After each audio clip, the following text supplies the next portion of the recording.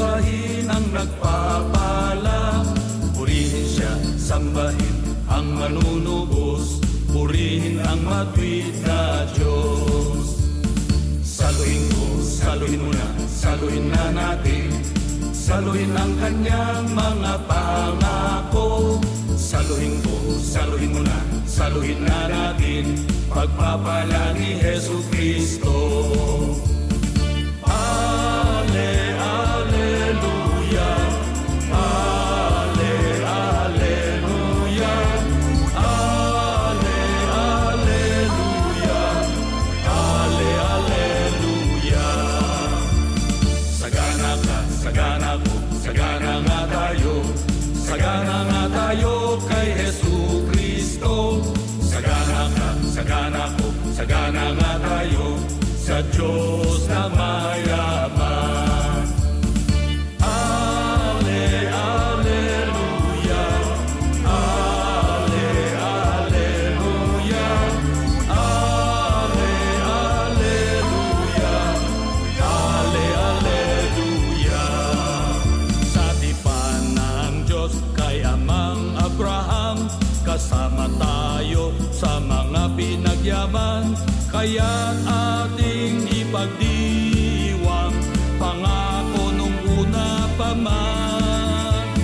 Sa sagana, saluhin mo, ibubuhos niya pagpapala sa iyo. Sa sagana, saluhin mo, ibubuhos niya, kaya't magdiwang na.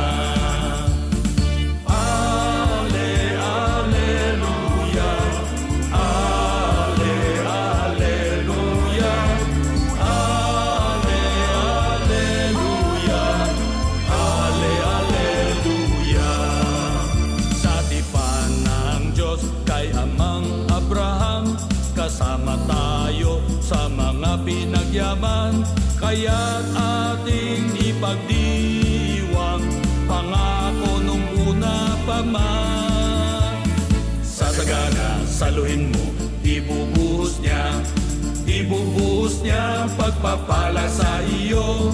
Sa sagana, saluhin mo, ibubuhos niya, kaya't magdiwang na.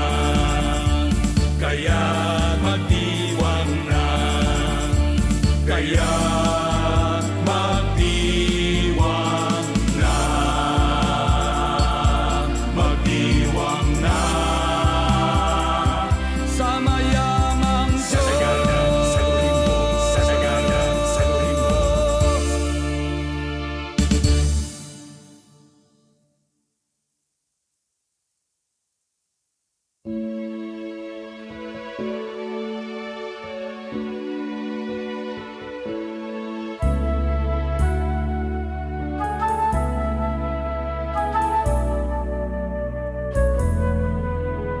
Sa araw na lumipas, aking nagunita at aking naalala ang iyong mga gawa. Nasa aking isipay gumuhit, nariyan ka.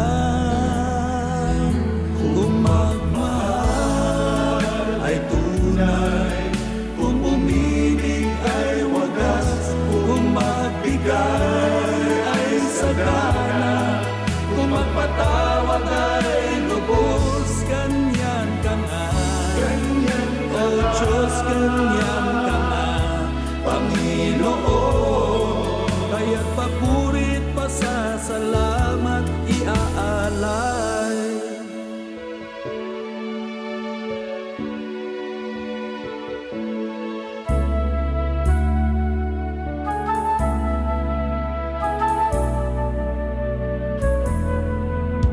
Sa araw na darating, wala nang pangamba, pagkat batid ko na, O Diyos, kung sino ka. Buhay ay payapa pagkat kasama ka.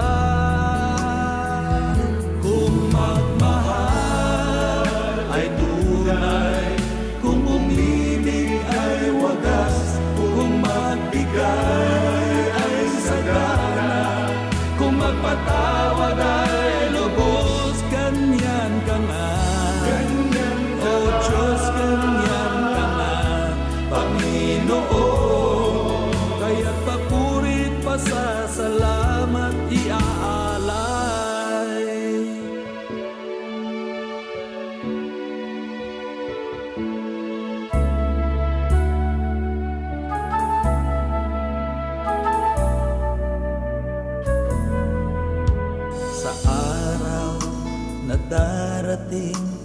wala nang pangamba, pagkat batid ko na, O Diyos, kung sino ka. Buhay ay payapa pagkat kasama ka. Kung magmahal ay tunay, kung umibig ay wagas, kung magbigay ay sagana, kung magpatawad ay lubos, kanyang ka nga. O Diyos, kanyang ka nga, Panginoon. Kaya't papurit pasasalamat kung iaalay ay tunay, kung umibig ay wagas, kung magbigay ay sagana, kung magpatawad ay lubos, ganyan ka nga.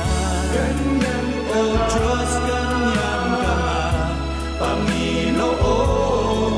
Kaya't papuri, pasasalamat, iaalay.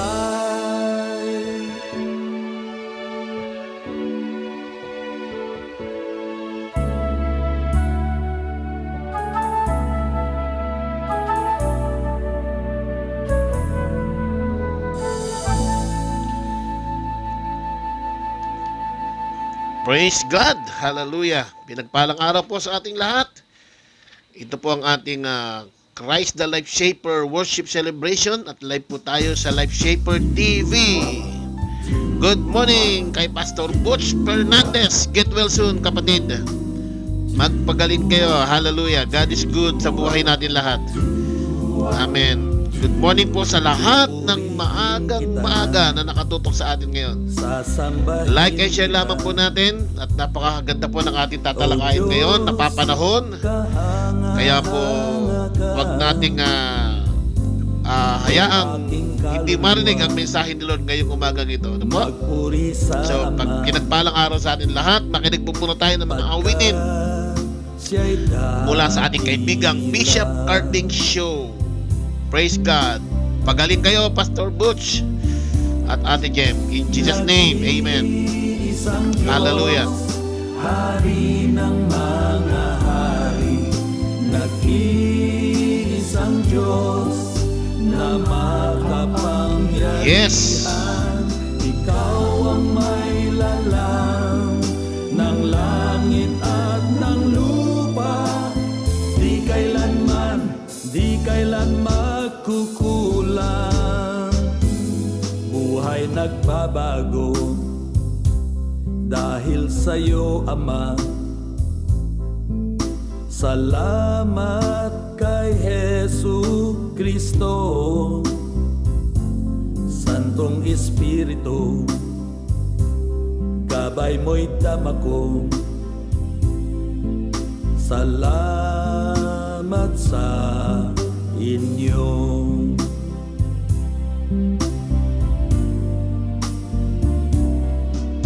Nag-iisang Diyos, Hari ng mga hari, nag-iisang Diyos na makapangyarihan.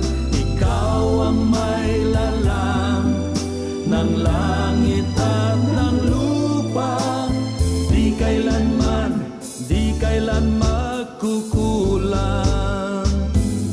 Maglaho man lahat, ang lahat sa mundo,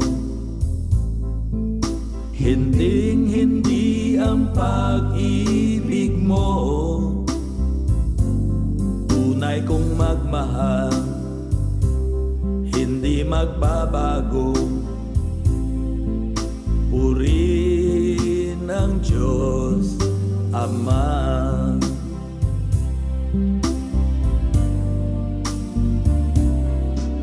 Nag-iisang Diyos, Hari ng mga hari, nag-iisang Diyos na makapangyarihan.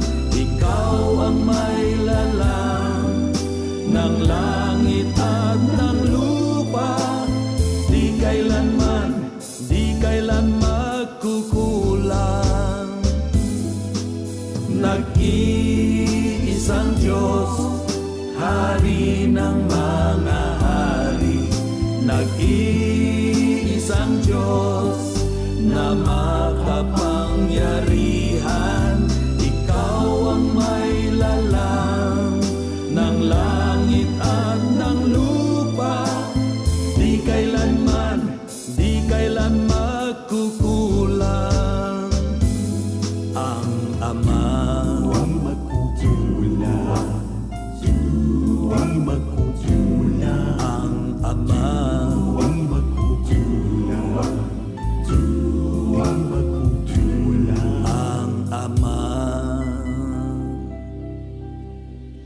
Praise God. Hindi magkukulang ang Ama. Hallelujah.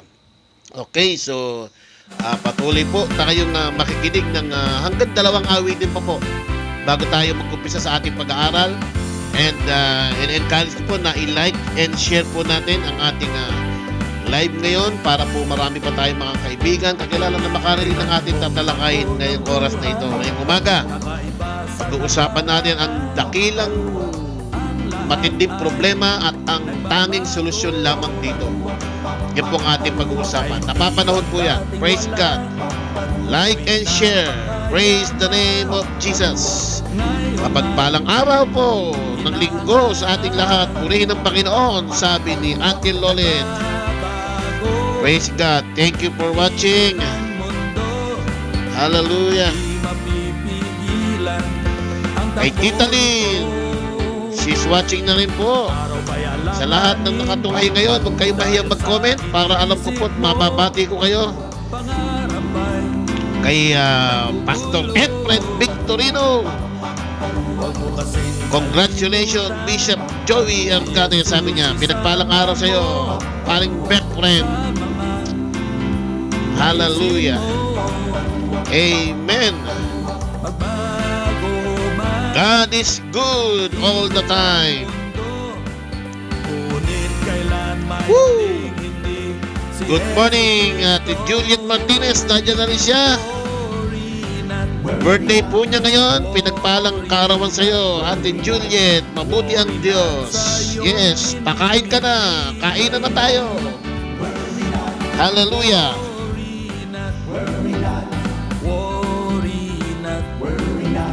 Ilagak mo sa Diyos at worry na.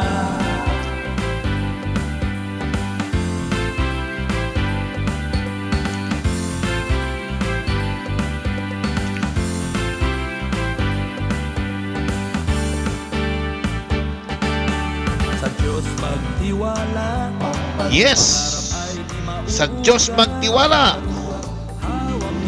Shalom, shalom, sabi ni Pastor Efren Victorino Dapogi.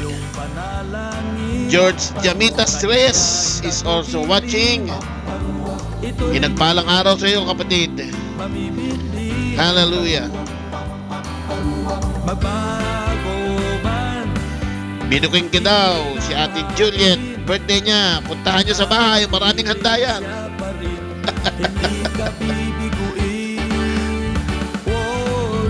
Worry not. Mas maraming dahilan para hindi tayo mag-alala. Dahil ang Diyos natin ay Diyos na mabuti. Woo! Worry not. Ilagak mo sa Diyos at worry not. Ilagak sa Diyos at worry not. Worry not. Worry not. Sa iyong mga isip. Woo! Worry not. Worry not. Worry not. Worry not. Ilagak mo sa Diyos at worry not. Ilagak mo sa Diyos at worry not. Yan po ang awitin ng ating Bishop Carding Show. Worry not. Talaga naman pong worry not. Kung nananampalataya ka kay Jesus, nasa buhay mo siya, tinanggap mo siya sa iyong buhay, worry not. Dadaanan lamang natin mga bagay-bagay na minsan ay hindi magaganda, hindi masayang bagay. Pero ang Diyos natin ay lagi nating kasama. No? Kaya worry not. Diyan natin mapapakita na talagang totoo tayo, nananampalataya sa Kanya. Amen? So isa pa pong awitin mula sa ating kaibigang Bishop Carding. Woo! Good morning, Pastor, sabi ni George Yuri, ang aming kumare na laging nakatutok. Praise God. Hallelujah. Mangamba. Worry not. Tapos ngayon, huwag mangangamba. Woo!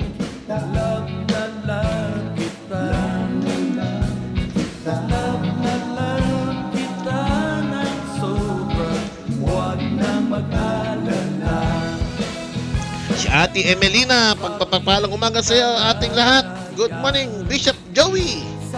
Salamat, Ate Emelina. Praise God. Kabalisahan, takot, pangamba.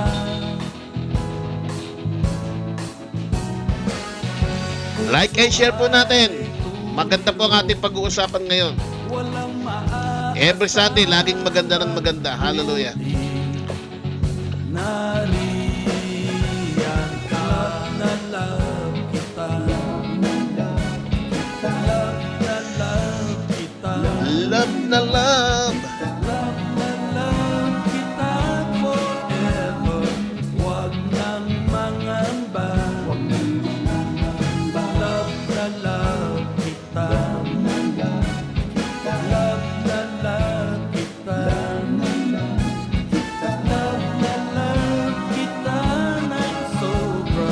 Huwag na mag-alala. Ayoko na mawalay sa'yo. Sa piling mo tuwina. Tunay kang ligaya ko.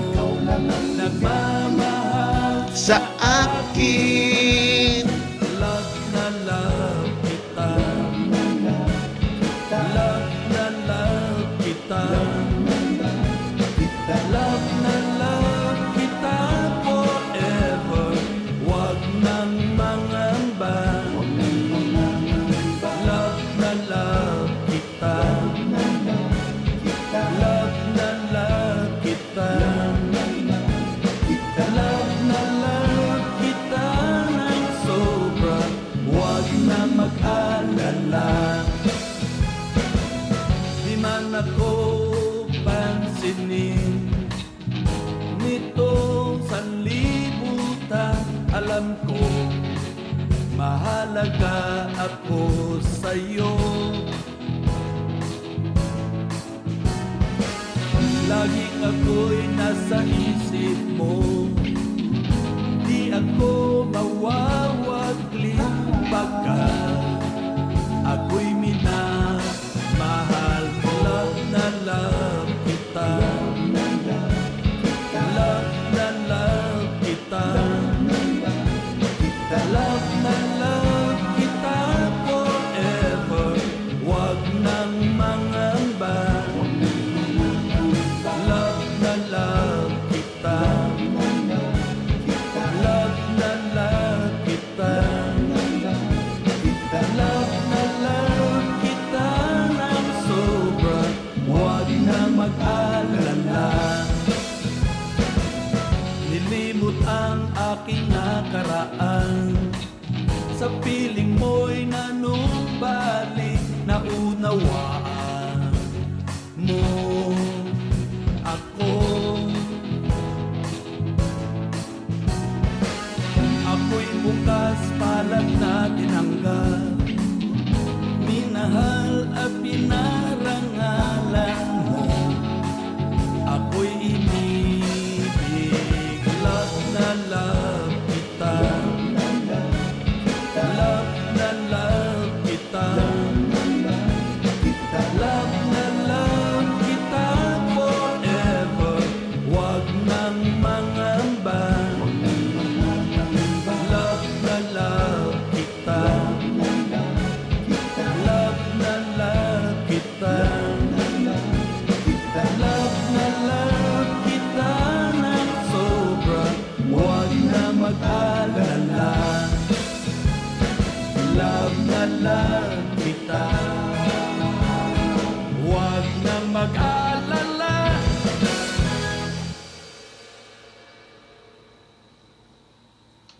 Yun, love na love kita, wag nang mag-alala. Sabi gano'n ng awitin ng ating kaibigang Bishop Cardencio. Okay, good morning po muli sa ating lahat. At ito po ang ating online worship celebration ng Christ the Life Shaper Church. At live po tayo sa ating Life Shaper TV. Every Sunday po ito. Nag-umpisa po tayo ng alas 10.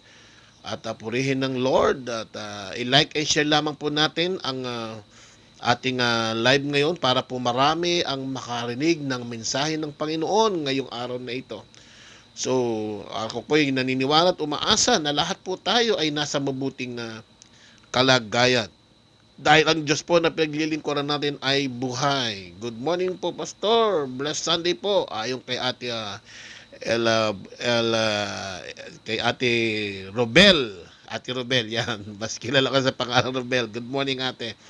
So, at every Sunday nga po ay ito po ang ating pananambahan sa ngayon dahil hindi pa po tayo pwedeng mag-on-site. Po, sasamahan niyo po ako every Sunday, mahigit 1 oras lamang po naman yan. At sa lahat ng nagnanais na magpadala ng suporta sa ministry, mayroon po tayong GCash number naman dyan na pwede po nating pagpadala po ng ating offering or pledge na nais nating ipadala. And also good morning kay Ate Arlene Espino. Pinagpalang araw sa iyo, kapatid, at nakatutok din ngayon. At sa iba pang mga nakatunghay po, huwag po kayong mahiya na mag-comment. Huwag kayong mahiya na magbumati para po mabati ko rin po kayo online. Po? So maraming salamat po si Frida Ibanez ay watching din po siya. Good morning po sa iyo, kapatid. Okay, so si Brother Puring, Mondre Puring, the Pogi, ang ating kapatid at kaibigan sa church, ay watching din po siya, no? Nakatutok din po siya. So like and share po natin at tayo po mag-uumpisa na sa ating pag-aaral. Napakahalaga at napaka-importante po nito. At ang aking dalangin ay tunay na maunawaan po natin at maintindihan. At sa ating buhay ay talagang may apply po natin. Tayo po yung manalangin sa Panginoon. Dakilang Diyos, salamat po sa katotohanan na ikaw ay mabuti, tapat at tunay na Diyos na mapagmahal na kahit kailan na hindi mo kami niiwan o pinababayaan man. Salamat po muli sa napakagandang araw na bigay mo sa amin sa pinibagong lakas ng katawan, sigla ng katawan. At minsan pa ay magkakasama kami ngayon upang mag-aral ng iyong salita. Wala po kaming ibang tagapagturo na siyang mangunguna sa amin kundi ikaw po lamang. Sa iyo po namin pinagkakatiwala ang pag-aaral na ito, ang pagsasalusaluhan namin na yung mga salita. Pangunahan niyo po yung lingkod at walang ibang patuloy na itatanghal kami kundi ikaw lamang. Sa lahat po ng nakatunghay at makakapakinig ng mensahe mo ngayong araw, live man o sa mga hindi live na makakapanood, Lord, in the name of Jesus, kayo po ang siyang magpapaunawa sa kanila at patuloy na hihipo sa puso ng bawat isa upang ito po ay tunay na maging buhay sa bawat isa sa amin. Maraming salamat po. Ito po ang aming dalangin sa Ama sa makapangyarihang pangalan ng aming Panginoong Hesus. Amen, amen, and amen. Praise God. Hallelujah. Pinagpalang araw po sa ating lahat. At ito na nga po, at tayo ay magtatalakay na sa ating pong tema ngayong umaga. Napapanahon po ito dahil bukas yata ay All Souls Day na, tama ba? Or All Saints Day. Yun nga po ang halos sa holiday nga po dahil araw daw ng mga kaluluwa. So, halos may kaugnayan po dyan yung ating pag-uusapan. Basahin po natin ang talata na siyang magiging basihan ng ating pag-aaral at mapag-uusapan natin ngayon. Ano po? Sa aklat ng Roma, Kapitulo 6, versikulo 23. Unahin ko pong babasahin sa Tagalog. Ito po ang sabi dyan. Aklat ng Roma, Kapitulo 6, versikulo 23 o 23. Sapagkat kamatayan ang kabayaran ng kasalanan, ngunit ang kaloob ng Diyos ay buhay na walang hanggan sa pamamagitan ni Kristo Jesus na ating Panginoong Diyos, no? Na ating Panginoon. Sa NIV version, ito naman po ang sinasabi, for the wages of sin is death, but the gift of God is eternal life in Christ Jesus our Lord. Hallelujah. Napakaganda. For the wages of sin is death, but the gift of God is eternal life in Christ Jesus our Lord. Hallelujah. The greatest problem and its greatest solution. Yan po ang ating tema. The greatest problem and its greatest solution. Ito po, sa talatang ating binasa po ay meron pong mabigat o napakalaking problema na isa lamang ang solusyon, dakilang solusyon. At sa totoo lamang po, kung minsan ay iniisip natin na para bang ang pinaka-problema ng tao ay merong karamdaman, merong kakulangan sa financial, merong problema sa relasyon, pamilya, o personal na pagkataan na sarili natin, o sa kapwa natin, o problema sa ating bansa, o sa paligid. Sa totoo lamang, yan po yung mga maliliit na problema lamang. Kung meron po talagang matinding problema tayong pag-uusapan at hindi marahil alam ng iba, ito po yung tatalakayin natin ngayon. The greatest problem. So mag-focus po muna tayo sa greatest problem. Tandaan po natin, sa bawat problema ay merong solusyon. At ang matindi rito, gaano mang kabigat o kalaki ang problema, sa harapan ng Diyos, meron niyang solusyon. Amen? Hallelujah. Kaya po, itong pag-uusapan natin ay yung pinakamatinding problema na. Na ibig sabihin, kung yung pinakamatinding problema ay may solusyon, yung mga susunod dito, mga simpleng problema lang, higit lahat, lalong merong yan solusyon. Ano po ang bang problema tinutukoy natin? Ito po ang sabi rito sa ating binasang talata. Sabi ng NIV version, "For the wages of sin is death, and the gift of God is eternal life in Christ Jesus our Lord." Ang kabayaran ng kasalanan ay kamatayan. The greatest problem is yung death. Yung pong kamatayan. Hindi po yung sin. No? Ang problema ng tao ay yung kamatayan. Tama-tama po ay bukas ay araw ng, sabi ba, araw ng mga patay, araw ng mga kaluluwa. So, mahalagang pag-usapan po natin to. Pagtuunan po muna natin ng pansin, ang sinasabi ng Biblia, pagdating sa kamatayan. Meron po tatlong tinutukoy ang Biblia pagdating sa kamatayan. Meron po tinatawag na physical death. Ano po? Physical death. Pagka po ikaw ay, ayan, katulad ng katawan natin ngayon na ating inaalagaan, minamahal, yan po ay mamamatay. Mawawala po yan. Pag sinabi po ng Bible na death, separation po ibig sabihin yan. O pagkahiwalay. Kaya po, ang pinakamabigat na problema talaga po natin ay yung tayo o ang tao ay nahiwalay sa Diyos. That's the greatest problem of the humankind. Of the humankind. Yung pong ang tao ay nalayo sa Diyos. Una, malapit tayo sa Diyos. Okay ang relasyon ng tao sa Diyos. Pero nalayo tayo dahil sa kasalanan. So, nung tayo ay malayo sa kasalanan, hindi mo na kailangan magkasala uli para malayo. Bagkus, malayo ka na talaga. Kaya ka lagi nagkakasala. Okay? Ngayon, ang sabi ng Bible, pag sinabing separation or death, meron po tatlong bagay na tinutukoy. Pag sinabing una, physical death. Namamatay po tayo physically, humihiwalay yung ating kaluluwa sa ating physical na katawan. Kaya po, death, humihiwalay. No? So, pag namatay ito, wala pong buhay ito, itong ating katawang lupa, yan po yung hiningahan ng Diyos ng kanyang buhay at espiritu, ito pong katawan natin na to. Pag namatay tayo, humiwalay ang kaluluwa dyan, at espiritu, ang nangyayari, nabubulok po yung ating katawan. So, hindi po talaga ikaw yan. Yung body na yan, hindi yan yung totoong ikaw. Ang totoong ikaw ay yung spirit. No? Yung aalis dyan, nabigay ng Diyos. No? So, yung spirit at yung soul, ito yung mind, will, and emotion. Ito yung mind, will, and emotion. Ito yung totoong ikaw. Ikaw yung spirit na merong mind, will, and emotion. Yun yung soul na nasa sa'yo. Pag yan umalis, itong body mamamatay na. Yan po yung tinatawag na physical death, separation ng spirit and soul sa body.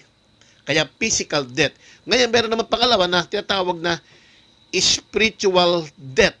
Ano lang po yung spiritual death? Ito naman yung pagkahiwalay ng tao sa relasyon niya sa Diyos. Na nag-umpisa nung ang tao ay magkasala sa mamagitan ng ating ninunong si Adan at si Eva ng kanilang suwayin ang kalooban ng Diyos na huwag kakainin ang bunga ng punong ito, na doon nagkasala, to make the long story short, then nahiwalay. Kaya po yung sasabi, spiritual death or nagkaroon ng pagkahiwalay ang tao na dating malapit sa Diyos na ang dahilan ay kasalanan. Okay? Kaya sabi, for the wages of sin is death.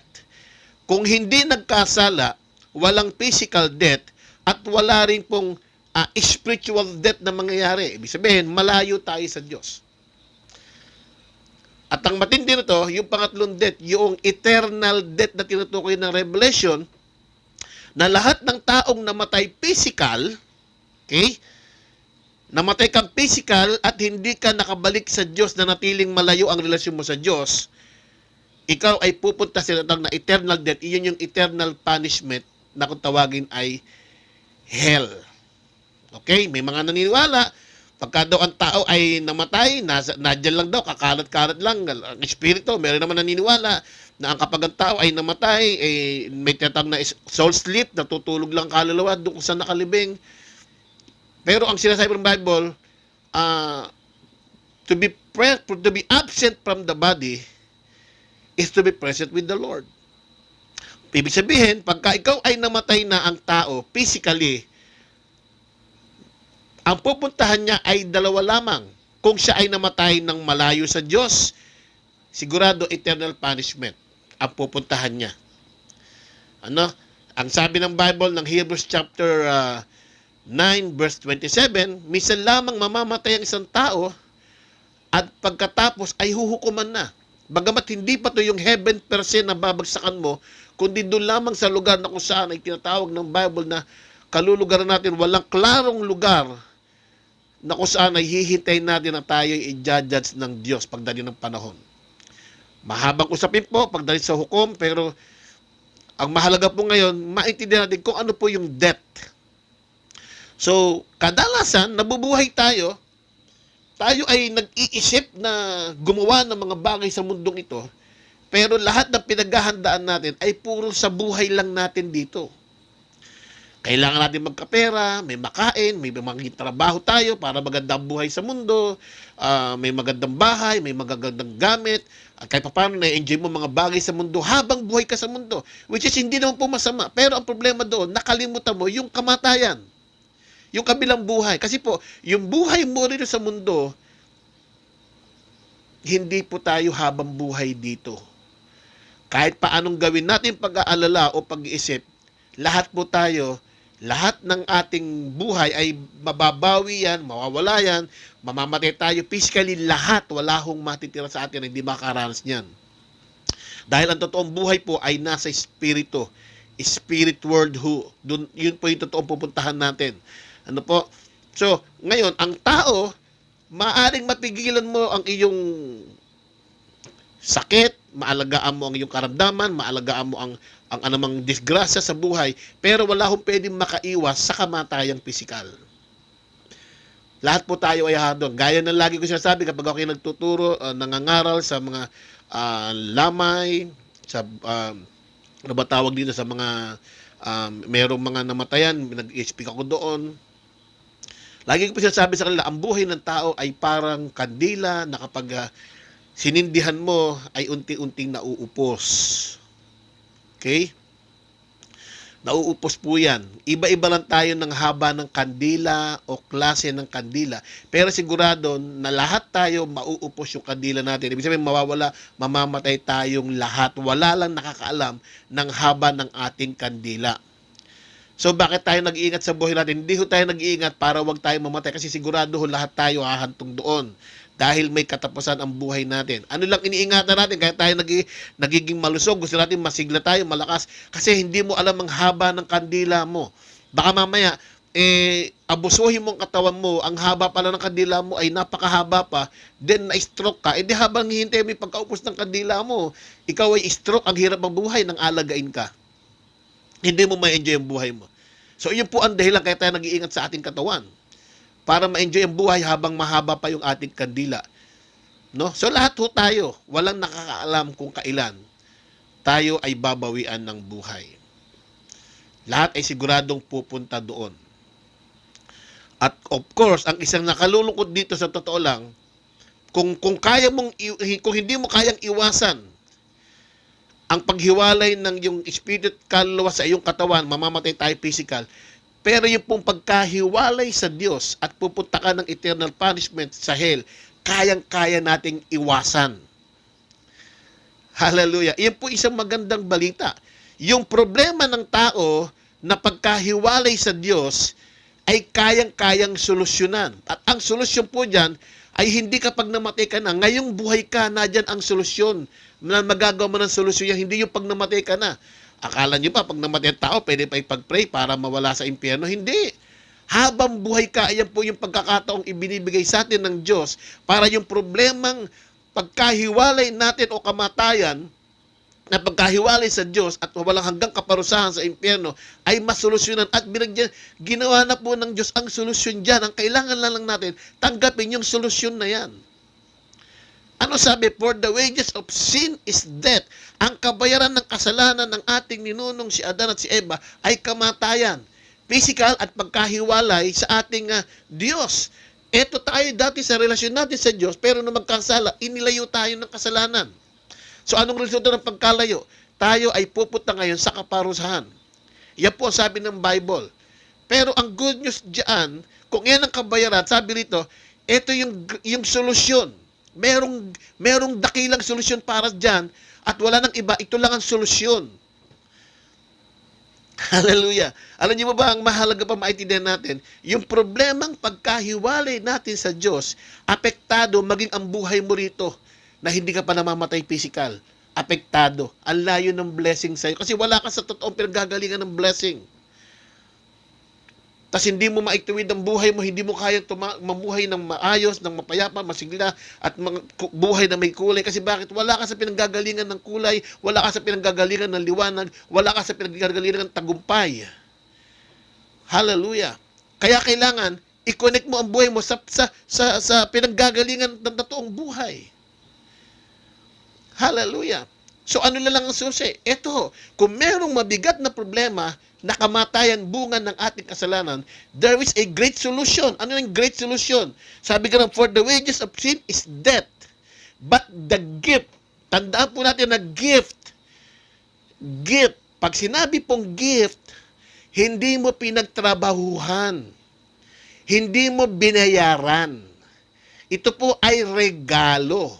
At kapag sinabi mong regalo, kusang ibinibigay, kusang iniaabot sa iyo, kusang inio-offer sa iyo.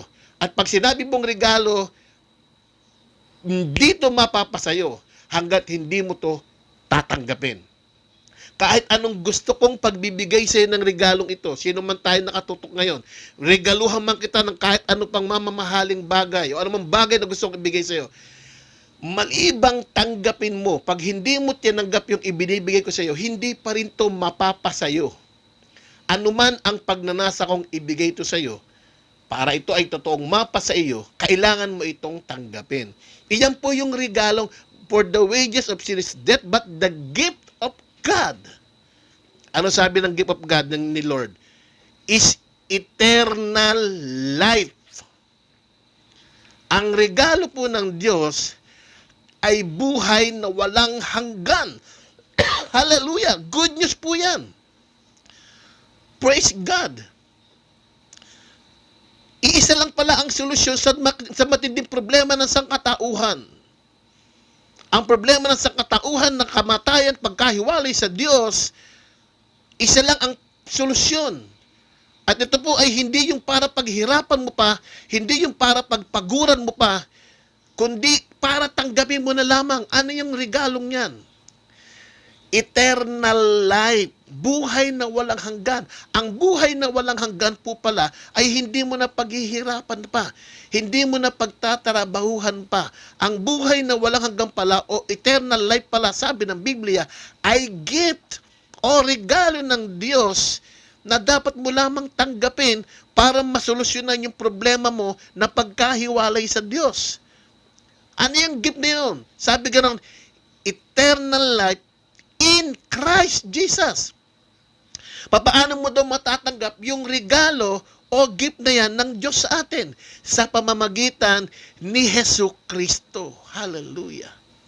nang si Jesucristo ay magkatawang tao, ipinanganak sa sabsaban ng buhay sa ating piling. Siya ay pinarusahan, sinaktan, ipinako sa krus, namatay at muli na buhay. Siya yung dakilang regalo ng Diyos. Siya lamang ang solusyon sa walang hanggang pagkawalay natin sa Diyos. Siya lamang ang solusyon para ikaw ay muling ibalik sa Diyos. Hindi po relihiyon ang solusyon. Hindi po sekta ang solusyon. Hindi rin po pera ang solusyon. Hindi rin mabuting gawa ang solusyon para ikaw ay maibalik sa Diyos. Ano daw ang solusyon? Yung gift ng Diyos na eternal life ay sa pamamagitan ni Jesucristo na ating Panginoong Diyos at tagapagligtas. Paano po mangyayari yan? Pag tinanggap mo si Jesus sa buhay mo bilang iyong Panginoong Diyos at tagapagligtas, hallelujah, ikaw ay magkakaroon ng buhay na walang hanggan. Ibig sabihin, yung kamatayan, mapapalitan to ng buhay. Sabi ni Lord, I am the life and the resurrection. I am the resurrection and the life, sabi ni Jesus. Ang sino mang mananampalataya sa akin ay hindi na muling mamamatay. Ano po ibig sabihin nun? Hindi ka na muling malalayo sa Diyos at hindi ka na parusahan sa kaparusahang walang hanggang sa impyerno. Kapag ikaw ay nanampalataya kay Jesus, tinanggap mo siya sa iyong buhay bilang iyong Panginoon Diyos at tagapagligtas. Hallelujah! Ikaw ay meron ng buhay na walang hanggan at kahit ano pa mangyari, hindi na mawawala sa iyo ang regalong niya ng Diyos sa iyo sa pamamagitan ni Jesucristo. Ang kailangan mo lang, ikaw ay manampalataya sa Kanya. Ano pa sabi ng John chapter 14? I am the way, the truth, and the life. Si Jesus Christ lamang po ang daan, ang buhay at ang katotohanan patungong sa Ama sa langit. The truth and the life. No one can come to the Father except by me. Walang ibang daan o paraan o solusyon para ang tao ay makapalik sa Diyos, maibalik yung relasyong nasira niya dahil sa kasalanan, malibang kay Jesucristo lamang. Kung siya ay tatanggapin at sasampalatayaan mo sa buhay mo, yung tinapos niyang trabaho sa krus ng Kalbaryo na inialay niya ang kanyang buhay para sa iyo upang bayaran ang iyong mga kasalanan. Hallelujah! Sigurado, anytime tayo'y bawian ng buhay, meron kang buhay na walang hanggan sa piling ng Diyos sa langit. Praise God! At iyan po ang nagiging problema ng tao. Hindi nila alam ang daan papuntang langit at wala tayong kakayahan. Pero sinabi na po ng Biblia yan, ang daan at merong kakayahan, inay walang iba, kundi si Jesus lamang. At yan ay regalo na kailangan mo tanggapin. Hallelujah. Kaya nga po, inaalaala natin, pinaghahandaan natin yung buhay natin sa lupa. Pero kapag namatay na ang tao, saan pupunta kung hindi yan nakakilala kay Lord? Kung hindi niya natanggap ang mensahe ito ng ating Panginoon, na kailangan po tanggapin siya sa buhay mo bilang iyong Panginoon Diyos at tagapagligtas, edi saan napunta ang tao? Edi sa impyerno. Kaparusahan ang pupuntahan. At ang pag-aalala sa tao, yan po minsan nakakalungkot sa atin, nung panahong buhay, hindi mo pinadamang mahal mo to. Hindi mo maigala o maipasyal yung taong yan na sasabi mo mahal mo ngayon na patay na. Naramdaman ba niya yan nung buhay pa siya? Alam niyo po ba mga kapatid, kung kailan yung panahon na dapat mong ipadama sa yung kapwa o mga sa buhay na siya talagang mahal mo habang siya'y buhay pa.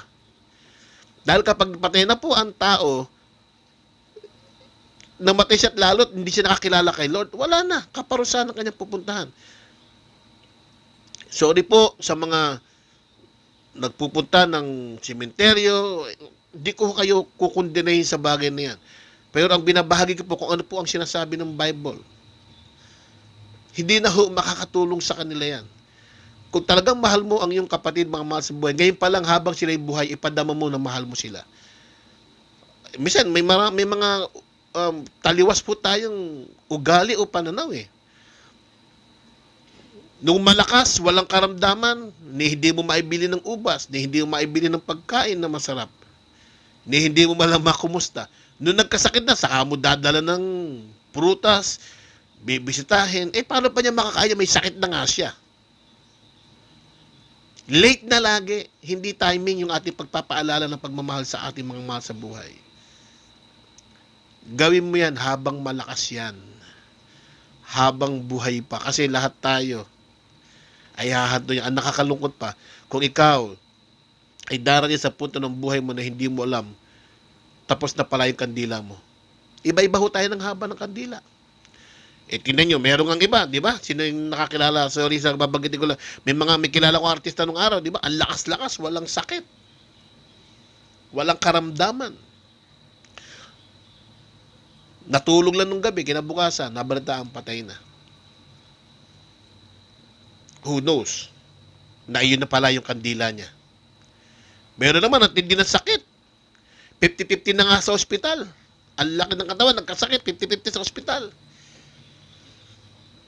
Akalain mo, ngayon ang lakas-lakas na buhay. Kasi bakit?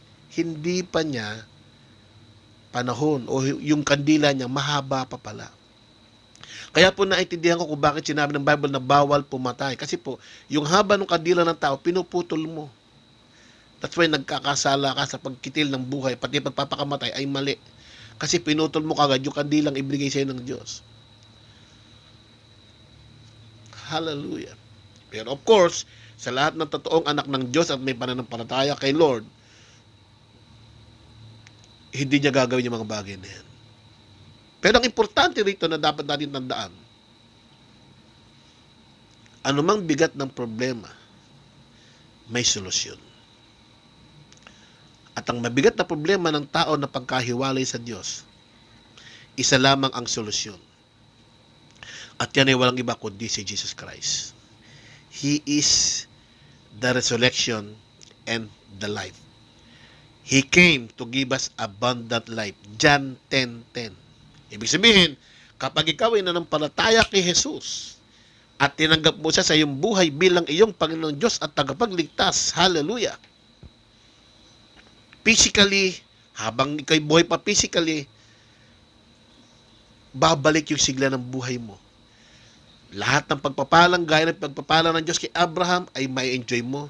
Mag-enjoy ka ng masiglang katawan, malusog na katawan. Sabi nga ng Bible, as He is, so are we in this world. So may enjoy mo yan. Kasi yan ang gusto ng Lord, abundant life para sa'yo. At matatapos pa niyan, after niyan, bawian ka man ng buhay. Meron kang buhay sa piling ng Panginoon sa langit. At wala kang kaparusahan sa impyerno. Iyan po ang sinasabi ni Lord na I am the resurrection and the life. Pag namatay tayo, muli tayong mabubuhay at may enjoy natin ang buhay sa piling ng ating Diyos na buhay. Kapag ikaw ay tinanggap mo ang regalo ng Diyos sa iyo na buhay na walang hanggang. Again, for the wages of sin is death. Wala hong ibang solusyon sa problema ng kamatayan na pagkawalay ng tao sa Diyos, kundi isa lamang. But the gift of God, ito yung gift of God, is eternal life through Christ Jesus. Hindi ho si pastor ang tugon. Hindi ho mabuting gawa ang tugon. Hindi ho pera ang tugon. Ang tugon ay si Jesus Christ. Ito yung dakilang regalo ng Diyos for us to have eternal life. Ang tanong ko ho ngayon sa lahat ng nakatuon sa atin, tinanggap mo na ba ang regalong yan? Tinanggap mo na ba sa buhay mo ang ating Panginoong Hesus bilang iyong Panginoong Diyos at tagapagligtas? Kung hindi pa nagagawa yan, sayang, kapatid. Ito ho yung pinaka-importanting mensaheng una mong dapat malaman sa buhay mo. Na si Kristo ay nagmamahal sa iyo, inalay niya ang kanyang buhay para sa iyo. Na kung tatanggapin mo at sasampalatayanan mo, may enjoy mo ang buhay na walang hanggan. Buhay sa piling ng Diyos sa langit dahil kay Hesukristo. Hindi mo kayang pumunta ng langit sa magitan ng mabuting gawa mo. Ang mabuting gawa po ay bunga ng relasyon natin kay Lord. Ang pagyaman, ang pagpapala ay bunga ng magandang relasyon mo sa Diyos sa magitan ng Jesucristo.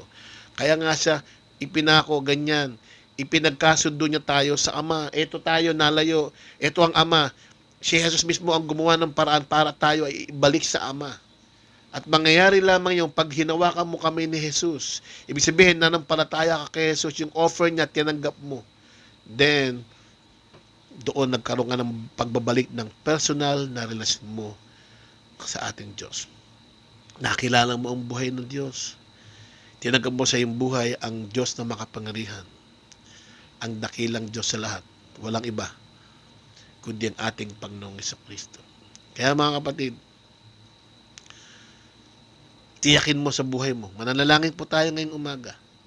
Sa lahat ng may nais na makatanggap ng katiyakan, na ikaw ay siguradong tatanggapin mo yung regalong ito. Sabayan mo ako sa panalangin ngayong umaga. At ituring mo na ito'y panalangin mo. At mula, natatanggapin mo at gagawin mo yan. Yan ang umpisa ni ikaw ituturing na anak ng Diyos at merong buhay na walang hanggan. Wala ka na sa kamatayan. Sabayan mo ako sa panalangin ngayong umaga, kapatid. Tayo pumikit. Salamat dakilang Diyos sa pagmamahal mo sa amin. Salamat sa pag-ibig mo sa amin. Salamat dahil sa pagiging malayo namin sa iyo, ikaw mismo ang gumawa ng paraan para kami abutin at ilapit muli sa Ama. Salamat sa ginawa mong trabaho na inalay mo ang buhay mo, Panginoong Hesus, sa krus. Ikaw ay naghirap, namatit muli ng buhay para sa amin upang bayaran ang aming mga kasalanan. Maraming salamat, Panginoon. At sa oras mong ito, tinatanggap ka namin bilang aming Panginoong Diyos at tagapagligtas at ang lahat ng benepisyo ng ginawa mo sa krus ng Kalbaryo at kamatayan mo at muling pagkabuhay ay tinatanggap po namin. Salamat sa regalong ito ng buhay na walang hanggan, Panginoong Hesus. Sa iyo po namin pinagkakatiwala ang buong buhay namin. Mula ngayon hanggang sa mga darating pang mga araw. Maraming salamat po sa pangalan ni Jesus. Amen and amen. Mananalangin ako, dakilang Diyos, salamat po sa mga kapatid ko ngayon na tumutok at nakinig, lalo tigit doon sa lahat na nagsuko ng buhay sa iyo. Ikaw po magpakilala sa kanila ng lubusan. Ikaw po ang umakay sa kanila sa mamumuhay na nakaugnay sa iyo, na matagumpay na buhay. At kung meron man sa amin dito nakatunghay ngayon na merong karamdaman, kapatid, ilagay mo ang iyong kamay sa anumang karamdaman o bahagi ng katawan mo na merong karamdaman. Angkinin mo sa pangalan ni Jesus. Ikaw ay pinagaling na ni Lord. Jesus is our great physician. By His wound, you are healed. We are healed. Sa kanyang mga latay sa krus, ikaw ay pinagaling na sa iyong mga karamdaman. Kaya angkinin mo, ikaw ay magaling na, malakas na ang katawan mo, masigla na, anumang klase ng sakit yan. In Jesus' name, you are healed. At kung meron kang problemang pamilya, o personal, o pinansyal, anuman yan, sa pangalan ni Jesus, He is the resurrection and the life.